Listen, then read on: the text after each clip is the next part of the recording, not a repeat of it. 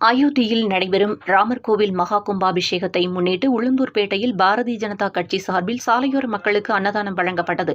கள்ளக்குறிச்சி மாவட்டம் உளுந்தூர்பேட்டையில் பாரதிய ஜனதா கட்சி சார்பில் அயோத்தியில் ராமர் கோவில் கும்பாபிஷேகம் நடைபெறுவதை ஒட்டி கள்ளக்குறிச்சி மாவட்ட செயலாளர் முத்துலட்சுமி ஏற்பாட்டில் உளுந்தூர்பேட்டை பேருந்து நிலையம் பகுதியில் வசிக்கும் முதியோர்கள், திருநங்கைகள், சாலையோர கடை வியாபாரிகள் மற்றும் ஏழை எளிய பொதுமக்கள் உள்ளிட்ட 100க்கும் மேற்பட்டோர்களுக்கு அன்னதானம் வழங்கப்பட்டது.